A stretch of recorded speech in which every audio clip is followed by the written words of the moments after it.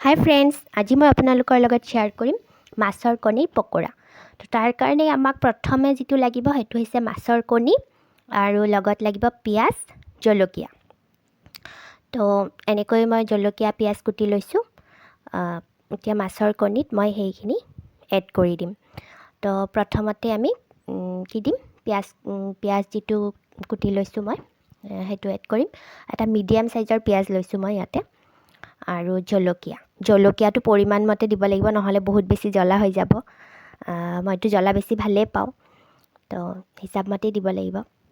তাৰপিছত লাগিব বেচনৰ পৰিমাণটো মানে হিচাপ মতেই দিব লাগিব। বেছি হৈ গ'লে ভাল নালাগিব, কাৰণ মাছৰ কণী পৰিমাণ যদি কম হয়, বেচনৰ পৰিমাণ বেছি হয়, তেতিয়াহ'লে আৰু টেষ্টটো বেয়া লাগিব। লগত লাগিব হালধি আৰু নিমখ।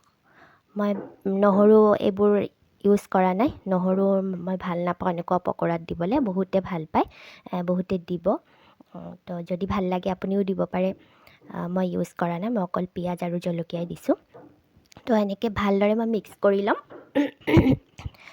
পানী ইউজ কৰিব নালাগে, সেইটো মিক্স কৰি থাকোঁতে এনেকৈ মিহলিয়ে যাব। যিহেতু মই বেচন বহুত বেছি ইউজ কৰা নাই, পৰিমাণ মতেই দিছোঁ, গতিকে পানী ইউজ কৰিব নালাগে।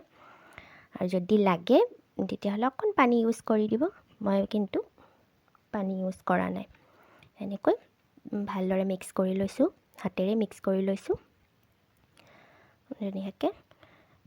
তো এতিয়া মিক্স কৰা হৈ গ'ল। এতিয়া মই কেৰাহীত তেল গৰম কৰি লৈছোঁ, ৰিফাইন অইল ইউজ কৰিছোঁ। আৰু গৰম কৰি মই ফ্লেমটো ল' কৰি লৈছোঁ। ল' কৰি এতিয়া এটা এটা কৰি পকৰাৰ শ্বেপত দি যাম। এনেকৈ এটা এটা কৰি দি যাম। মই পকৰা বনাওঁতে সদায় লোৰ কেৰাহীয়ে ইউজ কৰোঁ। পকৰা, তেলপিঠা এইবোৰ বনালে কিয় নাজানো, মোৰ লোৰ কেৰাহীত বনালে যেন ভাল লাগে কিবা। তো সেইকাৰণে মই লোৰ কেৰাহী ইউজ কৰোঁ। আৰু এনেকৈ ফ্লেমটো ল' ৰাখিয়ে মই প্ৰত্যেকটো পকৰা শ্বেপত দি যাম এনেকৈ। তাৰপিছত মই ফ্লেমটো মিডিয়াম কৰি ল'ম। মিডিয়াম কৰি লৈ ভাজিম। এতিয়া চাওক, কিছু সময় পিছত এয়া গল্ডেন কালাৰ হৈছে, ধুনীয়া। মই যদি ফ্লেমটো বঢ়াই দিওঁ তেন্তে ওপৰখিনি জ্বলি যাব আৰু ভিতৰখিনি কেঁচা হৈ থাকিব। গতিকে মিডিয়াম ফ্লেমত ভিতৰখিনিও যাতে সিজি যায় তেনেকৈ। এতিয়া চাওক, ফাইনেলি আমাৰ পকৰা হৈ গৈছে।